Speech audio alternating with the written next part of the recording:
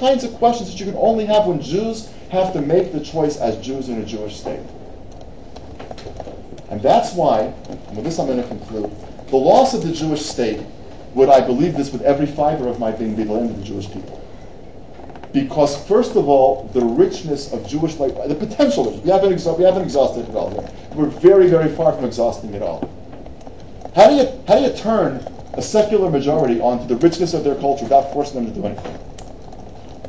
How do you get them? You're right, you can lead a horse to water, but you can't make it drink? Fine. How do you make that horse very thirsty? So that they don't go off to ashrams. Because when Jews from Israel go off to ashrams, we're failing. Because they're looking for the same thing that I get in shul.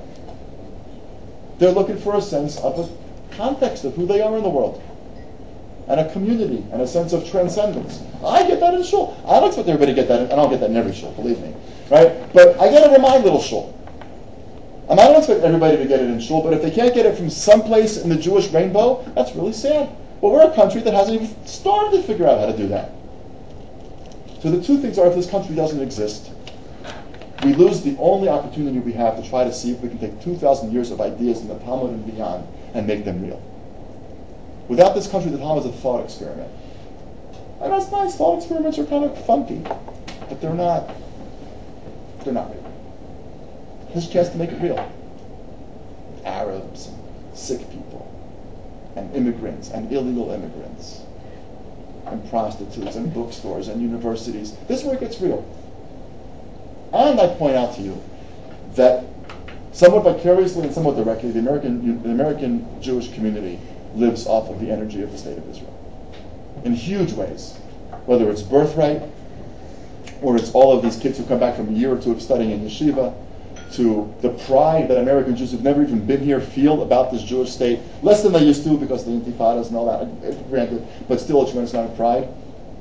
And if the Jewish people in America were to experience the second blow in the case of the century, first the Shoah, and then the loss of the State of Israel, the Jewish community that you're all young enough to take for granted as if it was always that way, but it wasn't. It wasn't this way prior to 67. 67 is a turning point in the American Jewish community in terms of pride, in terms of out-there-ness, in terms of confidence. The day schools, the yeshivot, the shuls, they're brimming with a sense of optimism and can-do-ness. It would disappear in the space of a generation less. So the State of Israel is about not the future of the Jewish state. It's about the future of the Jewish people.